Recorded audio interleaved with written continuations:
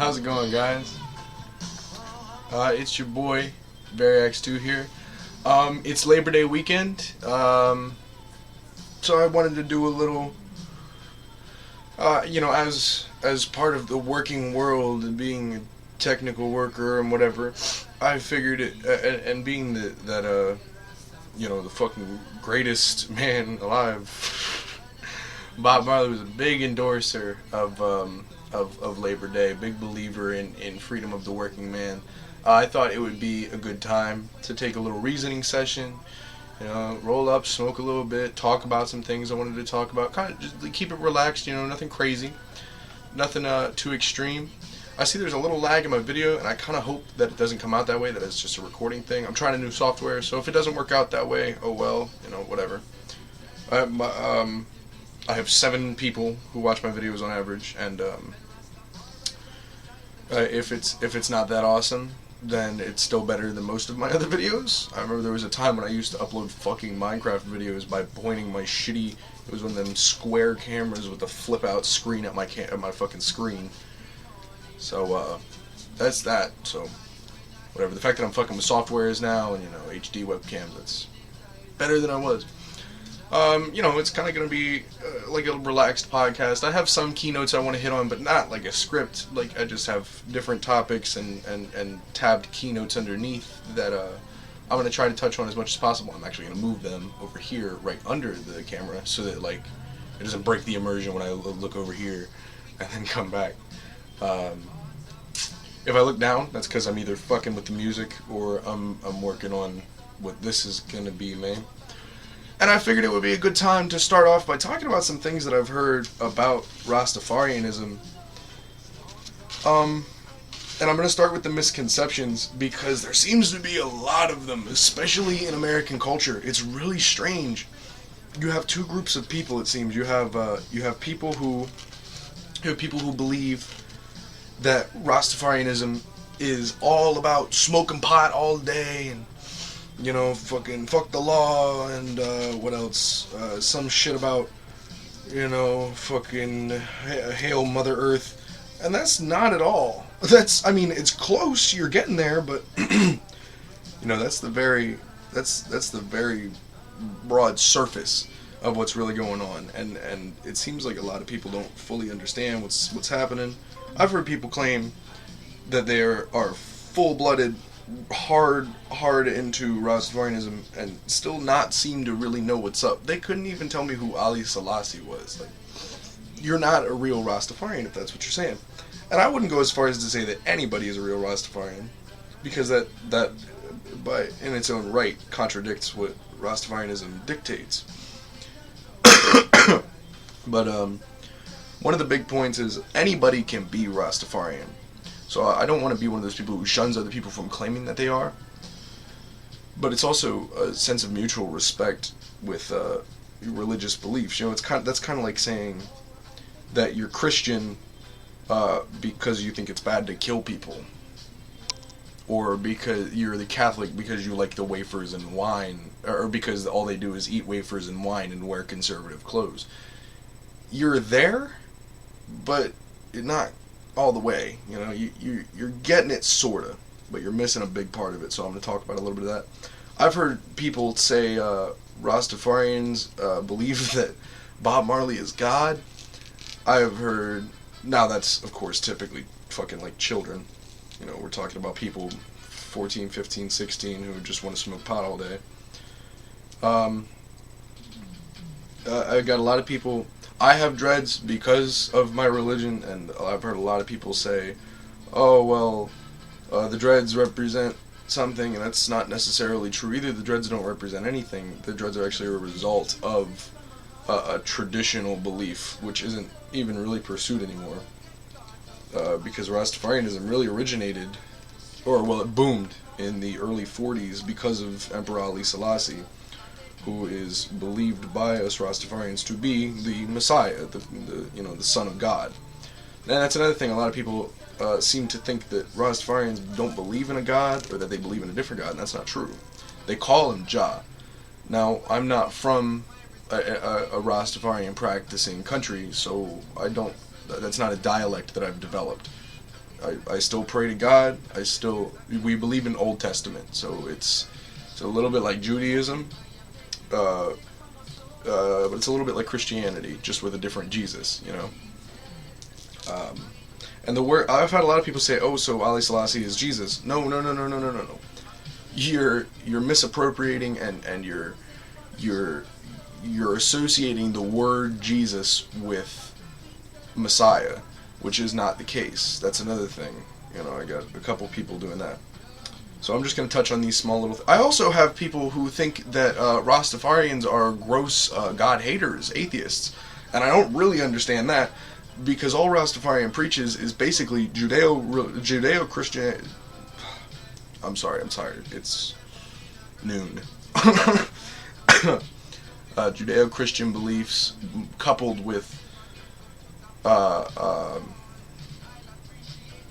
it's Judeo-Christian beliefs, but with their own theology. You know? And I have to accentuate more and more. It's Judeo-Christian beliefs, not Judeo-Christian dictate. Because Judeo-Christian dictate says that it's not necessarily a liturgical or a theological thing. And it absolutely is. You know, it absolutely is. But the idea that it's really easy to understand. It's the same as Christianity, except instead of God being it's the same as Old Testament Christianity, but instead of God being scornful and punishing, he's loving and forgiving, which is why it's more like Christianity than Catholicism, which is why I identify more with Judaism. There is a hell, but you have to be a special kind of evil, and you have to make an active effort in your life to try to impede the freedom of others.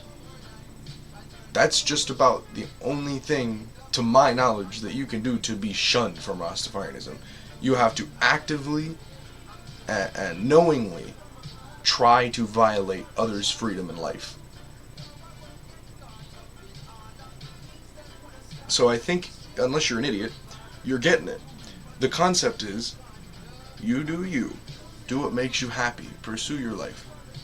I'm going to do me. I'm going to pursue me. And I'm going to do what makes my life whole. And that's all it is. It's, you know, I'll do me, you do you, we all leave each other alone. 1 second. Hey. Damn.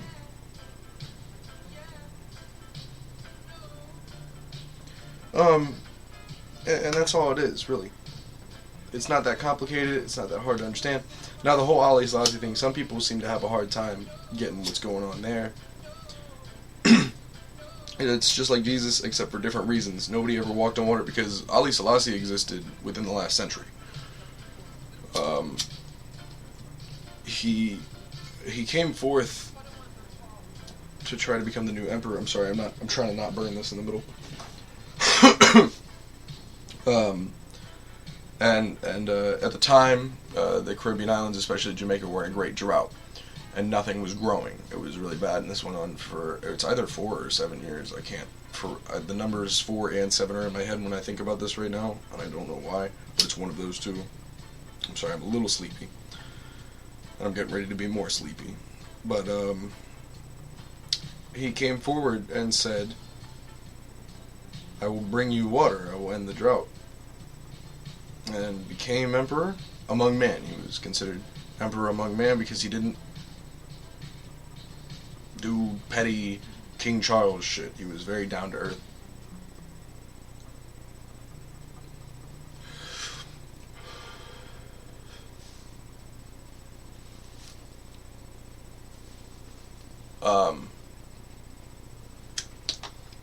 But he greatly believed that people deserve to do what they want to do. And he brought water. And that's a miracle. That is an absolute miracle. That it can't be proven in science that he was the maker of the water. But what is proven and is written is that he said there would be water. And then there was water. Name one other modern day miracle like that. And I know it happened almost 100 years ago. But that's still a modern day miracle compared to what we're calling biblical levels of miracle. how many people have come forward in the past 200 years and said, you're all hungry? I'm gonna give you food. And then fucking food. What? How many people have said, you're having a hard time fishing and fish is your main resource in this place? There's gonna be fish if you call me your leader. And then there's fish. That doesn't happen. It does not happen. Especially in the United States. In the United States, we have all kinds of people making all kinds of claims that aren't even astronomical. You know, we're not talking about miracle claims. We're talking about basic, not small, but in relative to what I'm talking about, small claims. And they're not being fulfilled. And you know, there's going to be a lot of people who say, oh, blah, blah, blah, you can't compare the two. Yes, I absolutely can. Because they were both nations, and they both of their electoral leaders said, I will make change. Ours just isn't making change. Which segues me into another point. I'm also a practicing Marxist, and a lot of people seem to have misconceptions about what Marxism and communism are. And I get the feeling there's going to be a couple people who are going to be like, oh, well, how are you going to live in the United States and claim to be a communism? First of all, or to claim to be a communism, Christ.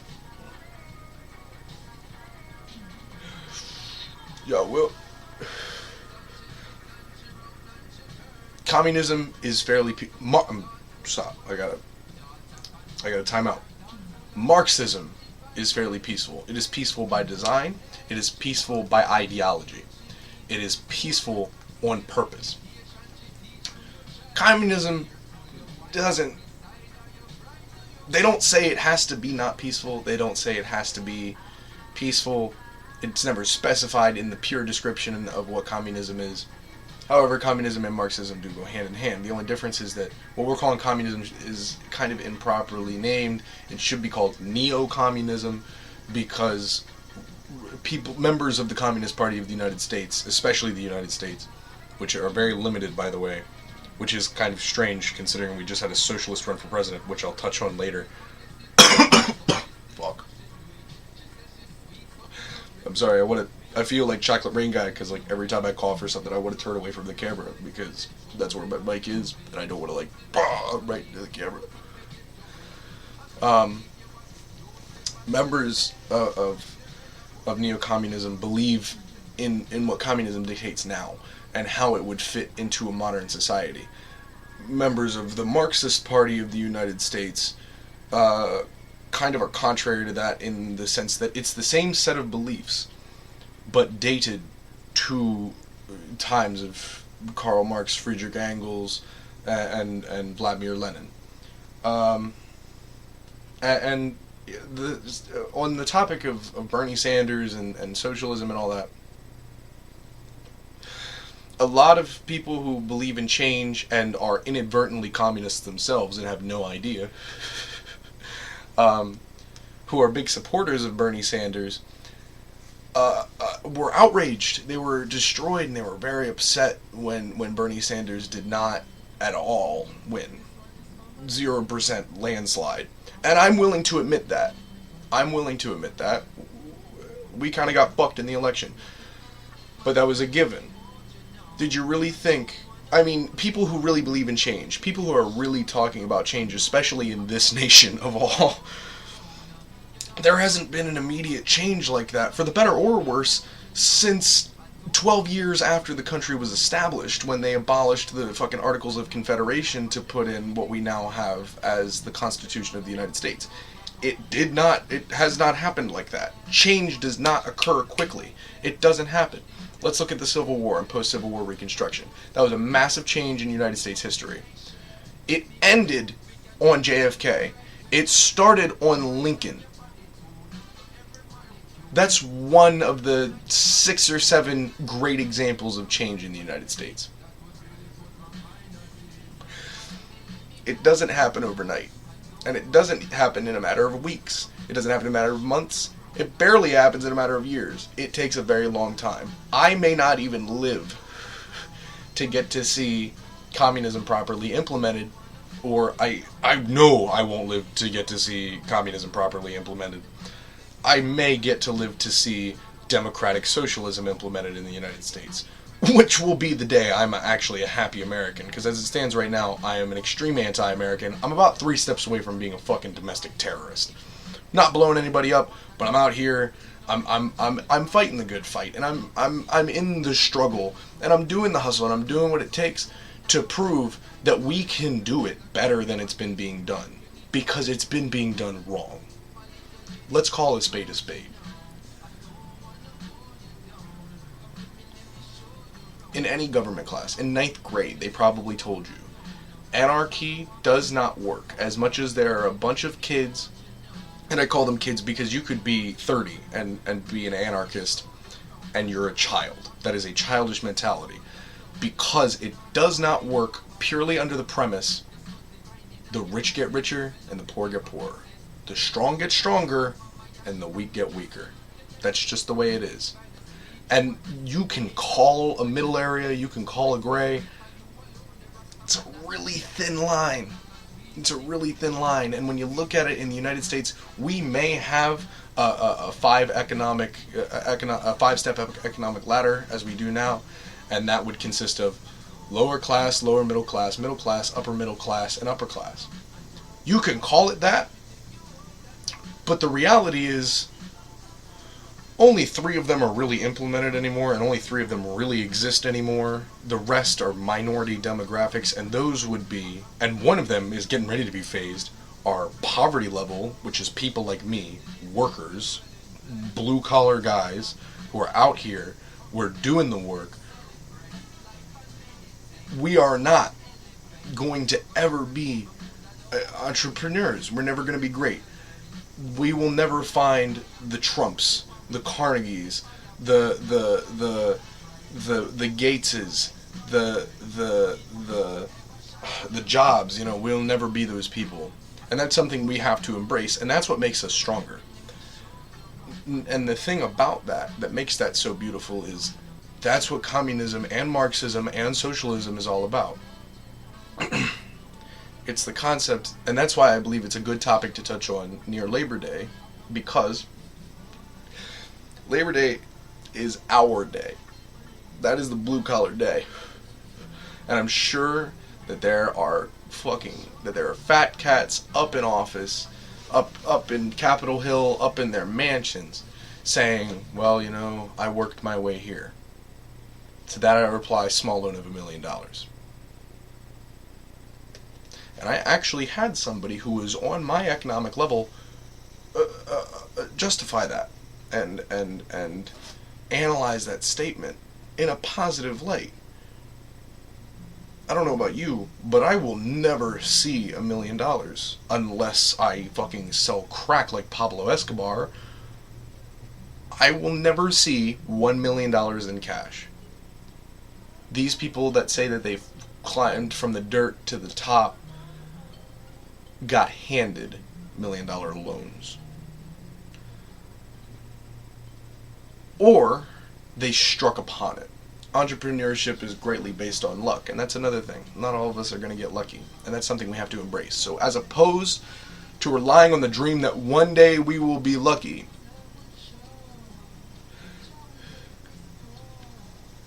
we have to embrace that we have to fight to not be lucky.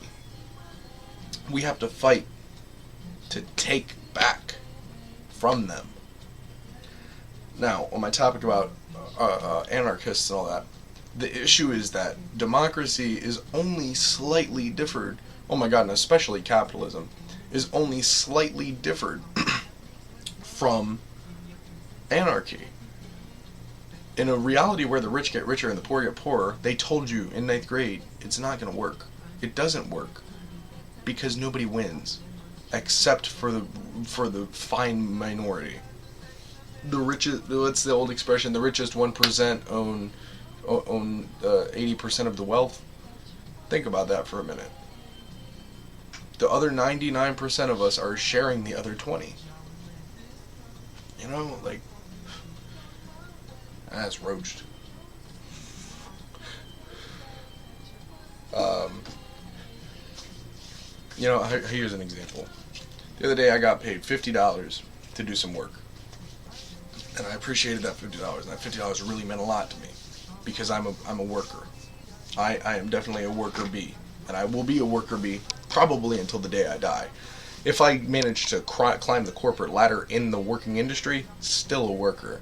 And I am an example, and I'm sure a lot of you are. We are examples of actually coming from dirt to something. Not 100, but something, which is amazing in its own right. And a couple people ask me, how can you sign on for communism? How can you say that that's a better alternative to what we have here? The reason I can is because I myself and have watched my entire family be blue collar and break their backs their whole lives and die young, working. So when a political belief comes around that says that the motto is literally workers of the world unite, and that's an interesting statement in itself. We got to fight together. We have to band together as the blue collar. And Occupy Wall Street and protests like that are beautiful first steps. It's the first signs of outrage and the first signs of logic dripping into the 99%, saying, we need to stick together. We all fight. We cannot. We have to disband this concept of competition in business, because the moment we stick together, we've found something beautiful. They're letting us fight among ourselves because they know that we'll just kill ourselves in the process. And then they win. They don't have competition. We do. But we have to start but we all have a common enemy. And this loops back to the old mafioso saying, hey, and this isn't just because I'm from the East Coast, man, or the North. The enemy of my enemy is my friend. And the big man is the enemy. And to all of us. So we are friends. We are companions in this fight. We are companions. We are brothers in arms at this point. However, my thing about Bernie Sanders and that whole thing, and how I wasn't really outraged when it failed. Also, I'm getting 13 frames per second, which is pathetic. But good enough, whatever. I'm happy with it with my garbage computer. That whole thing, the reason I'm not outraged about that is because that's not what's important. It wasn't important that he won or not. He was setting an example. He was coming forward as the bigger... There's a number of first steps because there's a number of phases. The first steps towards the prelude were people outraged because of the unfair distribution of wealth. And this Bernie Sanders thing, somebody openly coming forward and saying that they are a practicing socialist is the first step towards the first step towards the first step. And that seems a little convoluted and like a long drawn out plan, but it's a long drawn out plan. It is. And you can't, it's not about you when you're talking about things like this. And if you're a real communist, it's not about you at all. Individuality does not exist because it's a hive mind mentality. We all have to fight for a common goal. And everybody seems to fight for a common goal, except for the Trumps, the Mitt Romneys, and the Clintons of the world. We all just want to be equal. That's it. That's all we want. We preach equality all the time. These people don't understand equality because they lose inequality. They lose inequality because they've become accustomed to a life that nobody else has allotted. It's being comfortable with enough. That's another thing. It's a great sense of sacrifice.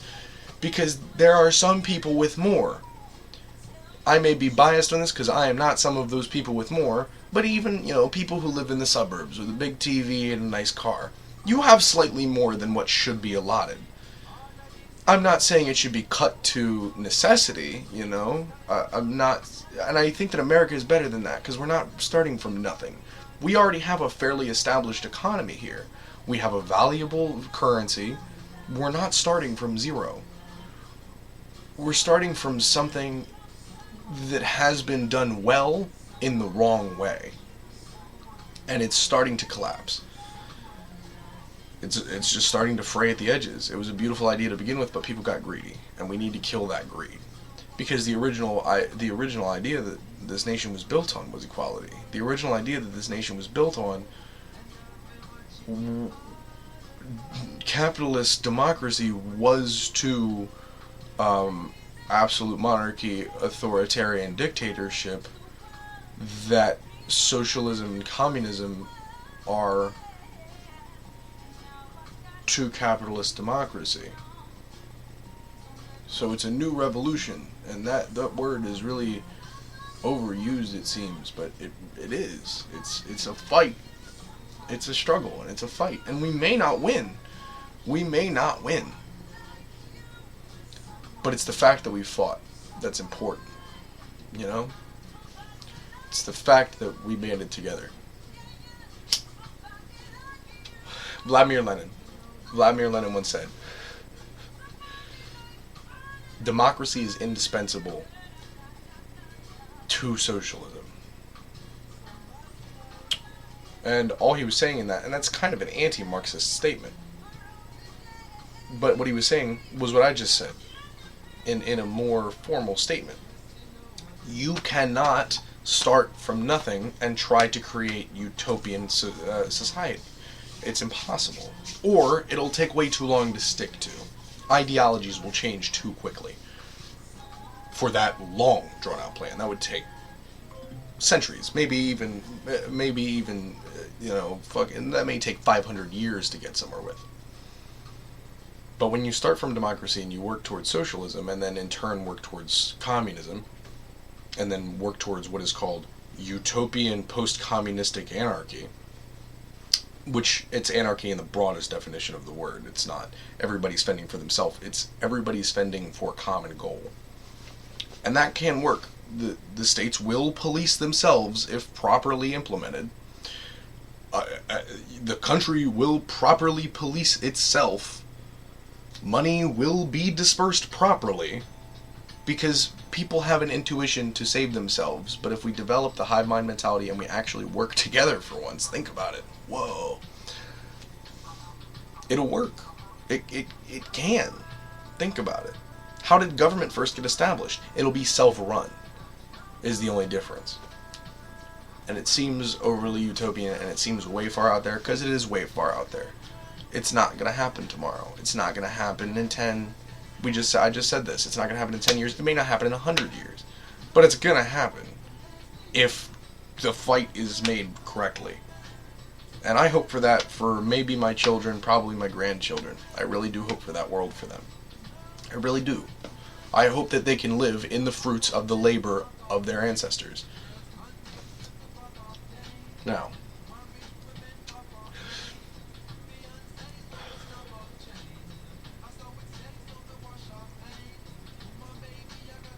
this whole worker discussion brings me to another topic. I'm actually making some change in my life. I spoke with a couple counselors at my school about alternatives to college in pursuance of the generic path, because not only does it seem to not work anymore, fucking unemployment rates are crazy high, and people with general trade labor skills are getting way more jobs, and they're getting paid in total way more than the doctorates and the master's degrees. So I've been looking into that, and the information that I got and the path that I'm pursuing right now. I already have technical education in carpentry, due to residential framing, due to... Nobody's concerned about this, by the way. This is just me talking about what works for me, which will segue into another point that I want to touch on. But I already have certification in these things due to, oh my god, the beautiful, I'm unendingly gratuitous because I have been extended the beautiful opportunity that I would have never had under any other circumstances. But the specific school that I went to, I got kicked out of school in 10th grade. And I at that point, they told me I was jail bound. They told me I would never amount to anything. And then I got somewhere else that, instead of clumping me in with lost causes, took the lost causes and tried to give them motivation and guidance. They dumped me in, and I can kind of see it from both sides of the spectrum. You got some people who dumped me in it because they said, well, he has nothing else going for him, so let's just give him woodwork because it's all he'll ever be able to do. And you got other people saying, this will set him on a series of actions that will be far better than doing and selling drugs, whoring himself out, doing whatever it takes to get a dollar and working fucking 2-month jobs. They sent me on a career path, which is cool because people don't really consider technical trades a career. Anybody who's not interested in them, anyway. It's weird they consider the military more of a career, and that's not necessarily true. Everybody's done with the military at some point. You might not ever be done with construction, depending on what area you get into. You know, I've seen 60-year-old men, and it keeps you healthy, too. That's another beautiful part of it. It's a lot like the military in that way. It keeps... your body stays in shape for the rest of your life, no matter where you are, because you'll always be doing work, which is good. It's good for you. You know, it feeds the soul. And hard work is good for you. Absolutely. You know, I can't imagine a desk job. I think I'd go insane. No, I think I'd just lose it if I didn't ever have to do anything. And I'm pretty lazy, and, you know, I'm kind of a burnout, so I just, in my free time, I just kind of sit around and I do shit like this. I make videos, I watch videos, I stay up to date on current topics. I like to theorize and philosophize. But I think that hard work is good for the soul. I think that it helps you pursue who you are, you know.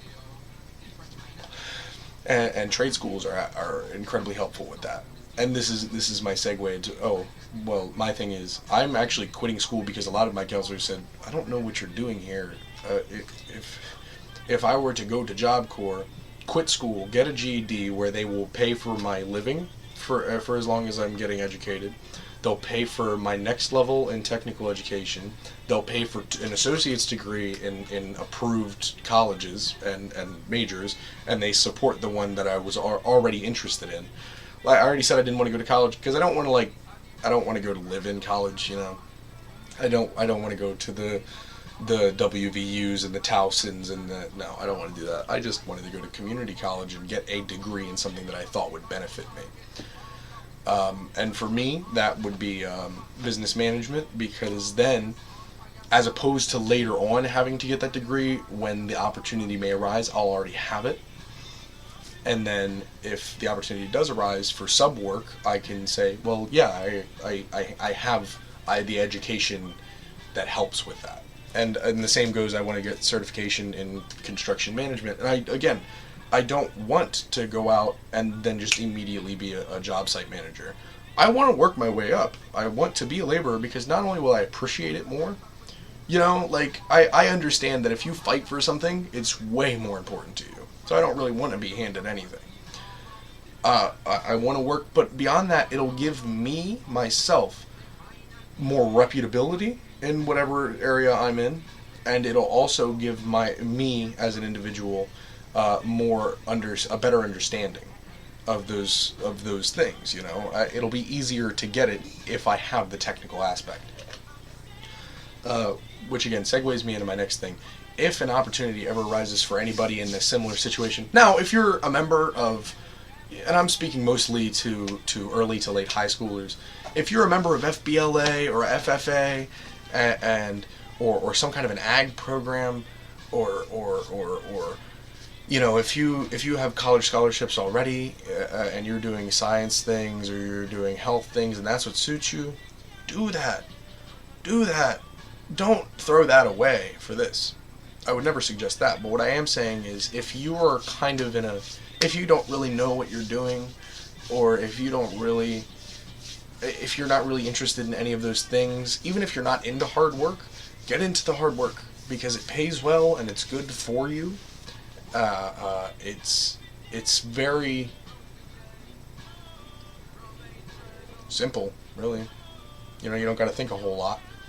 That's kind of the best part. And the opportunities that arise as a result, and the number of paths are way different.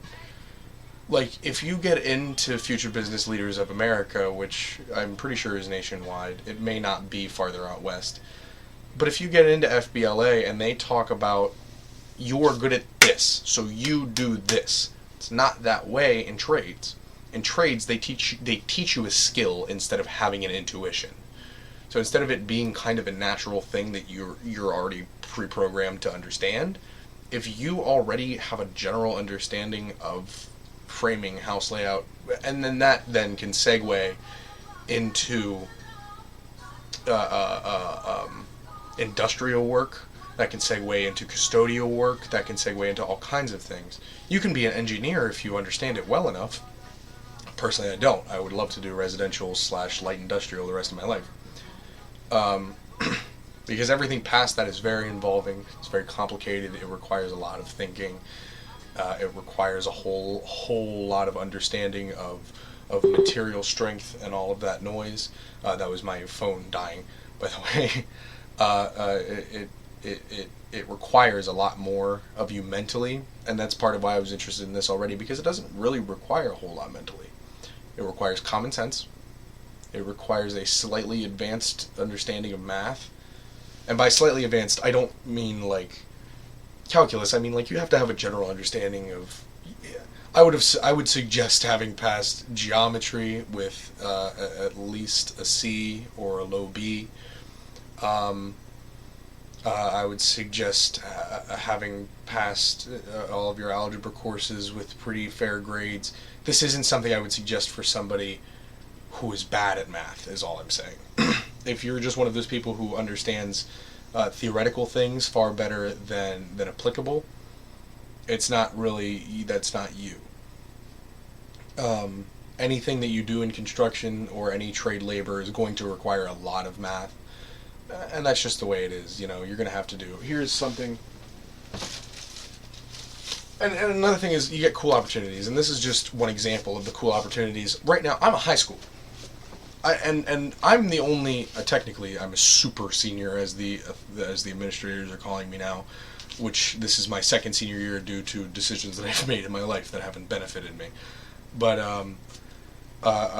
most of the kids in my class, because I'm a second year are in my vocational school, for you it might be VOTech or Career Technology or Skills USA facility, they were 10th graders last year, they're juniors this year. So we're talking pretty young. These aren't like crazy. They weren't seniors when they started and they're sticking it out.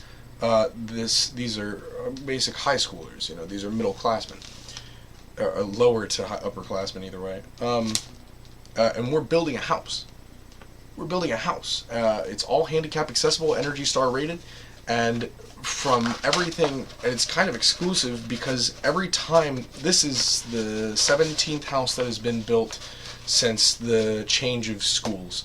Before the change of schools, there were 26 houses that had been built. My personal facility that I do has been running, except between the change of location and administration, since 1977.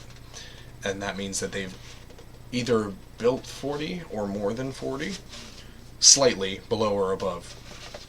And that's amazing. And we've only ever, I've looked at the track records, I've looked at the descriptions, I've looked at the files, and I've looked at the statements. We have only gotten good reviews. It is very, very rare that something happens, and part of that is that we have master craftsmen. That's another thing. You're not being trained by upper level journeymen in a regular apprenticeship. These are master craftsmen who have been master craftsmen for years, even decades. My carpentry instructor last year was not only a master stone and brick mason for 12 years, he had been a master level carpenter for 6. These are very skilled craftsmen. These are people who have been doing this for a very long time. They know what they're talking about, and beyond that, they've been certified to educate children. So they know how to teach, and they know very well what they do. Very, very well. We're talking, it takes 3 years just to get a journeyman level in carpentry, which is that's my bread and butter. That's my base skill. It takes 3 years alone just to get out of apprenticeship And that's another cool thing with, especially with Skills USA. If you do the whole 2-year program, which is actually only 3 semesters, because that's why I'm quitting mid-semester, because that's all the certification you get, which covers a whole 1 year of apprenticeship before you even start looking for a career. Before any of that happens, you've already completed 1/3 of what it takes to become far more employable than anybody else. A lot of people don't even do any of that anymore. They just get certifications, which is, whatever, do you. This is becoming a very long video, and I'm okay with that, you know. Anybody who just wants to sit around, smoke, watch this. But this is something, this segues back to my math thing. These are schematics for the house that we're working on. Very thick, they're engineered drawings, and the reason I have these is because it's me and 3 other students' job to figure out the exact amount of trim, crown, border mold, everything that is trim in this house on the interior needs to be figured out by us. Which throws a lot of weight on our shoulders, but that's good, because we're learning. This is something that you have to do. This is something that you're going to have to do.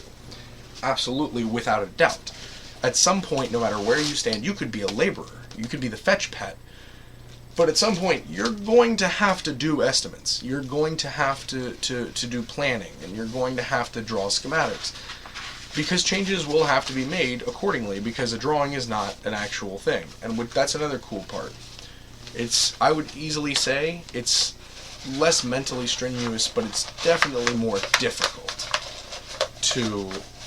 I'm sorry, I know that's probably the worst noise in the world.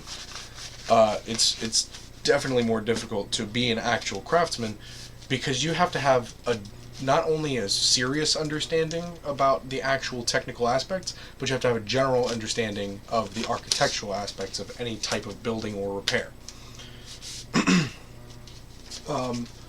Whereas people who just draw the houses and draw the things and say what needs done and figure out the numbers, they have no idea how to do the things. In our school, we actually call the engineering department, which are the people who draw all of the houses that we build, we call them the Mensa class, and that's not just a student thing. Like, we're not just all calling them, oh, the nerds. This is everybody. These are staff members. These are office members. These are people at main office. They say, oh, the Mensa kids, because these kids are fucking Mensa smart. Given. Engineers may not think the same way regular people do,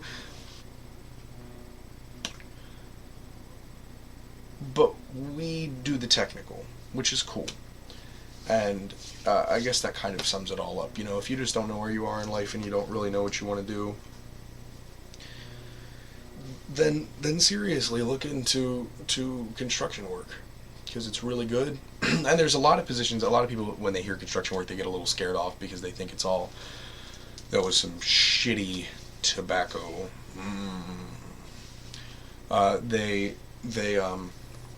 They don't seem to understand that it's not all, you're not going to be building for the rest of your life. Well, that's a lie. You will, no matter where you are. But as you go up, you'll have to do significantly less and less and less with every promotion, every step up the ladder, every new certification, every 2 years you've been working for a company or in general, you will have to do less and less. Just the step from laborer to project manager. That step takes a couple years, but that's kind of your first step out of busting your ass constantly. And that step goes from entailing you to do everything, all the shitty shit.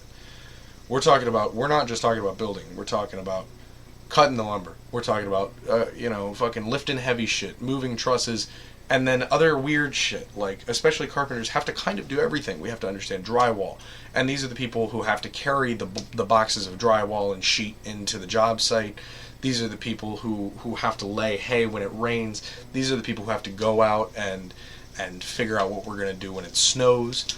All of those things. That's their job. That immediate step from, almost immediate, very quick, faster than in the corporate world, from labor to project manager or overseer or safety overseer, certified, Jesus Christ, supervisor, anything like that, you're still doing a lot of work and you're still working hand in hand with these people. But it kind of, the aesthetic goes from, you don't have to do the shitty shit anymore. You get paid more to tell other people, but the hard part, and the reason you're getting paid more, here's the catch, you have to make sure they're doing it right. Because if they're not doing it right and they're wasting time is money, motherfucker. We do not work for the state, and if you work for the state, I can't be friends with you. Sorry. If you don't work for a company, I don't like you. Because then you're not with ABC, you're not with OSHA, well, you're OSHA, but you're not necessarily in tight with NCCER. All of these certifications that you need to get, if you work for the state, you skip a lot of them, really. And it's easier to work for the state, it's lazier to work for the state, and you get paid slightly less. But you paid hourly. So let me clue you guys in on a big construction joke. Everybody thinks that construction jokes are things like, so I was talking to this girl the other day, right? No, not really. Really big construction joke. 2 of them, actually. And this is in reference to lazy people. You're going to run into a lot of lazy people. Oh, no, I made an oops. You're going to run into a lot of lazy people. You're going to encounter a lot of them, and you're going to have to deal with a lot of them. You can't just let that shit be. Because even if you're just a laborer, it becomes your obligation to also make sure that your coworkers are doing what they need to do. Because if they're not, then that fucks your shit up too. Everybody gets punished if some stupid shit goes down. If you guys run time over budget, you all get paid less per hour. If something gets done wrong, you all get spanked regardless of who did it wrong. Because that meant that whatever happened, somebody wasn't doing their job. And nobody is going to come forward. Everybody is going to come forward actually and say, well, it was him, it was him, it was him, it was him. So they don't do that. Everybody gets spanked because there was a fuck up. So it's a hive mind mentality, and I love that. It's teamwork. You have to be able to work together with people, and not necessarily positively. I'm not talking about, now, what I need you to do is go, you can totally roll up on somebody who's not doing anything and say, what the fuck are you doing? Get your fucking PPE on, go over there, fucking start cutting the trusses now. This shit needs to be done. You don't have to be a manager to say that. That's another cool part. I'm a student, and I say that on a semi-regular basis. And people say that to me periodically when I'm fucking off. I may be tired. I may have a hangover. And everybody does it, so you can't. But it's the fact that I get no mercy, and I know I get no mercy when I do it. They don't get any mercy either. That's all it is. You all have to work hard and work together, and you'll have people fucking around, and everybody's going to do it at some point. That's just the way that is. So I'll be periodically, whatever, maybe it'll be a hot day, because we're talking about sometimes you'll be out here working outside, working on roofs, working on windows, standing in the sun, and you have protective clothing on. You typically with any construction you'll have a uniform. You have big heavy boots, typically steel toe. You have we have dark red plastic hats on that the sun just beats down on your fucking dome, and I have this stupid thick hair that I'm getting ready to cut. And, you're fucking sweating, and you're hot, and you're tired, and it's always frustrating. It's always frustrating. But that comes with any job, really. With this one, it's just it's less passive, It's less go and gossip at the water cooler about how fucking Mike is a lazy bastard. It's go up to Mike and say, Mike, get off your ass. Go over there and cut that shit. Go over there and carry that shit in. Fucking Mike, get up off your ass and at least look busy so that the fucking boss doesn't yell at us. Something. You're allowed to do that. That's expected. But the other thing is,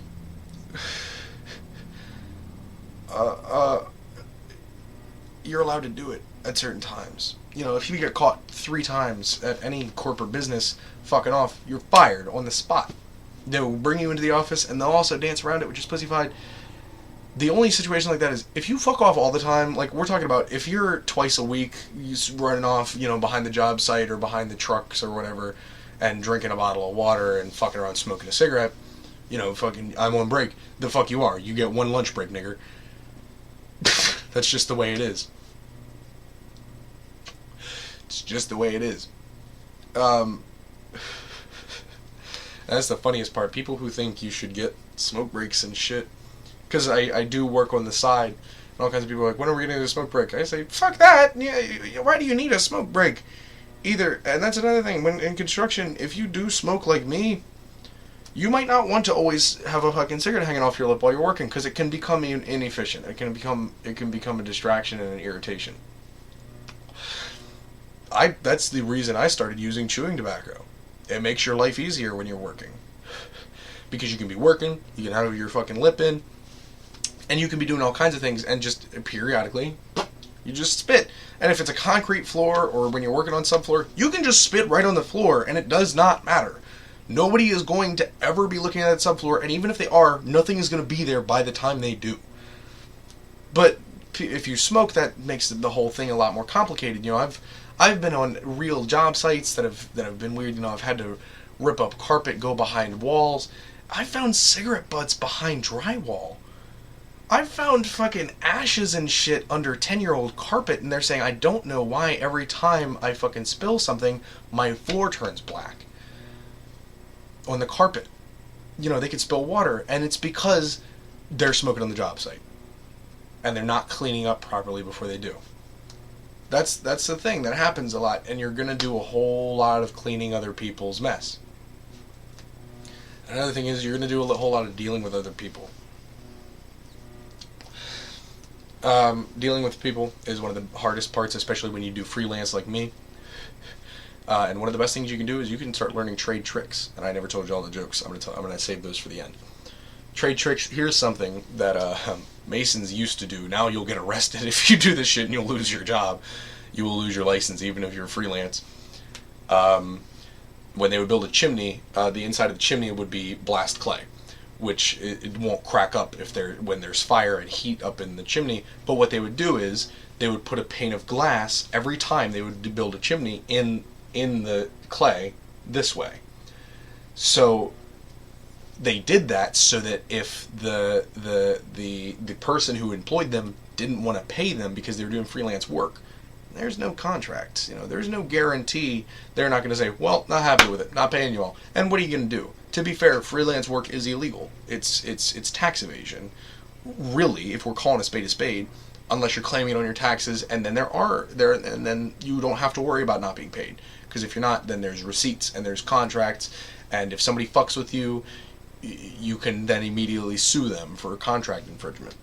But that makes the whole thing more complicated. If you're going to be like anybody else, you're going to do pay for cash, freelance work, no contracts, maybe a receipt to prove that it happened later for both of your protection. You know, if you did something extraordinarily wrong that endangered the household, that's on you, and that is then malpractice. Or if they want to later on claim that never happened, you can say, yes, it did, they paid me, they employed me. It's for both of your good. However, it's really, really hard to get a legitimate court-applicable contract in freelance work, because then you have to go through notaries, because we're talking about you could endanger somebody's life. You know, you could make things very, very unsafe. Inadvertently, not by any fault of your own, but it's just like a doctor who does something wrong and accidentally kills a patient. You didn't intentionally accidentally make an incision on their artery. You just did, and you fucked up and you killed a guy. Now you lose your license. Now you've produced it. Now you've done malpractice. Now you've fucked up. Now you have to go back and you have to do a whole lot of shit. It would be easier for them if instead of doing that, they just performed surgery at their house. But we don't do that for obvious reasons. It's the same thing. But they used to put a pane of glass in the clay that would block the chimney while they were building it. And the reason behind that was, if they got paid, then okay, there's no more glass. If they didn't pay them, they would get a call back later. The chimney you built isn't working very well, and you say, okay, well, you know, if you pay me the rest, then I'll fix it for you. They pay you the rest up front, you drop a rock through the chimney. And that's all it takes. It's so amazing. And that, you know, when you learn those tricks of the trade, you can do that with anything. Carpentry is a little scary because that's a lot of structural. You know, like I said, I specialize in residential framing, but like, let's say you're a cabinet installer. You don't put all the fasteners in, or you specifically use rusty hinges, or you pre-rust your hinges, so that they can later on say, if they don't pay you, they can say, well, the cabinet is wobbly, it seems like it's not secured to the wall right. You're the only one who knows where that blocking for that cabinet is. They can put as many screws in it all day. That drywall is not going to hold that cabinet, or stucco, or whatever the fuck they have. It's not going to happen. So then you say, alright, pay me the rest of what you were supposed to pay me, and I'll come in and fix it. You drop 2 screws in each cabinet that's wobbly. You know, so when you learn tricks of the trade like that, that's great. Now it's time for them jokes before I get the fuck out of here, because I have shit I gotta do. I got people I gotta talk to. 2 jokes. One, if you ever see anybody standing... I've talked about this for a long time. If you ever see anybody standing around with their hands in their pockets, you say, what the fuck are you doing? Waiting on the bus? The other thing is, if you ever see anybody dicking around while they're working, you know, talking, horseplay, and fucking around. And horseplay will happen, you know. You can do things like, if you got a new guy, those are the worst. Hazing totally happens. But, if you have a new guy, and I'm not talking about new guy like me, new guy, I'm talking about somebody who just got certified in their trade. They have no idea the actual aesthetic. You do fuck things. The worst one I've ever seen, somebody used liquid nails on a guy's boots while he was standing on a stepladder because he was installing trim above a garage door. And he fucking freaked out and he didn't know what to do because he thought his boots were stuck in the, he thought the rung was stuck in the cleats. Oh, take off your boots. So he has to climb down this hot fucking black step ladder with no shoes on. Another thing is, if you're painting, you put a little bit of paint on your hand or on your finger, and you go, hey man, you got something right there. And then you do it for him, and then everybody goes, he's picking his nose. Because now you got paint right here. Another thing is, Jesus Christ. Another really good one. Like I said, if anybody's ever dicking around, you look at them and say, what the fuck, do you work for the state now? What, are you getting paid by the hour indefinitely? What are you doing? Come on now. Pull your shit together. Funniest shit I ever heard. You can also do things, if you're installing insulation, fiberglass insulation with new people. You tell them, as most people know, it gets in your pores because it's fiberglass. And it hurts. It hurts and it itches and it's frustrating. And the way to get rid of that is a cold shower. Because what a cold shower will do is it'll close up your pores, all of it will fall out and it'll squeeze out. They're like pimples on their own. And then you'll be fine. You'll still be itchy and some, you know, that's why I'm scratching my arms a lot. I was actually installing some insulation at the school job site. And I got a little bit on my elbows because I did a whole lot of, I didn't want to touch it with my hands because I was wearing rough gloves and it would bust and go all over my face and I didn't want that. But you'll get it on your elbows a lot because you're trained more. You'll use your elbow when you're using the staple gun because if you use your hand, you're always wearing a glove when you're working with insulation. If you're wearing rough gloves like I do, I wear thicker gloves to deal with nails and wood. Rubber gloves are suggested, but that's only if you install exclusively insulation.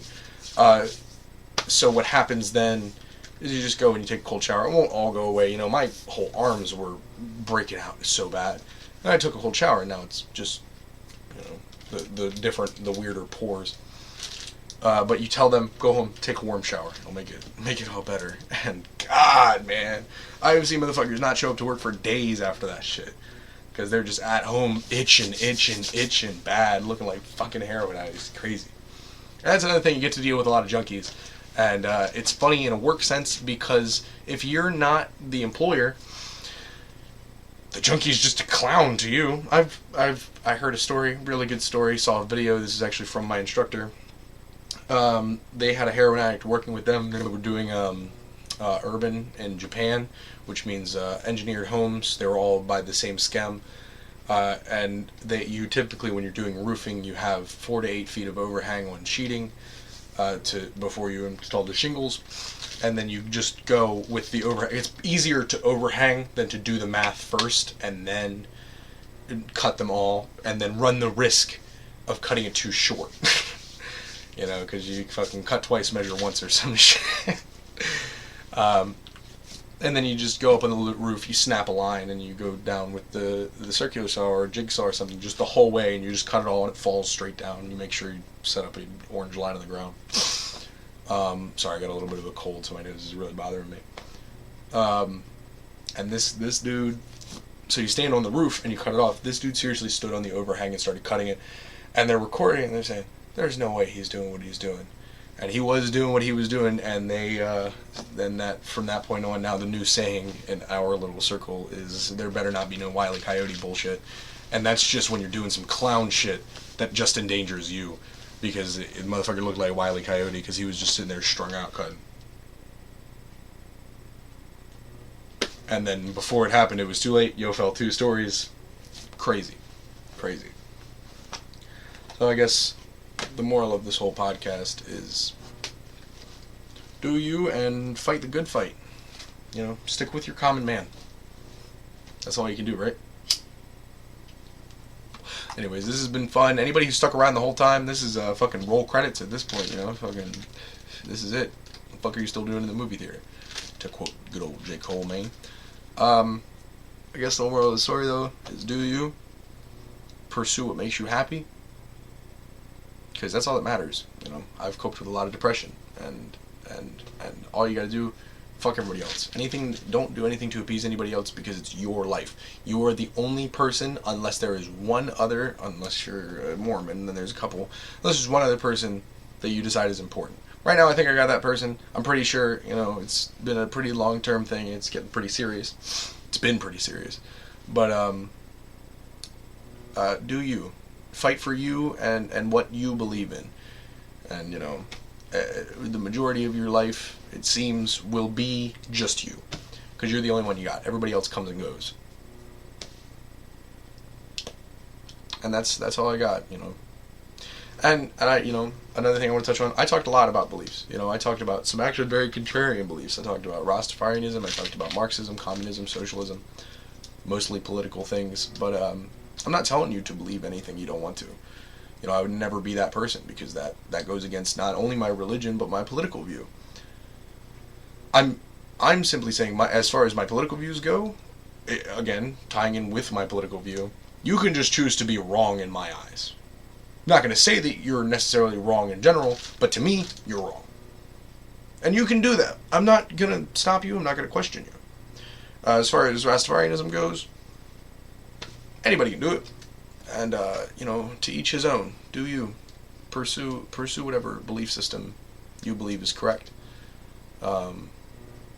Just, if I could give any personal advice, though, it would be, don't buy too much into whatever anybody tells you.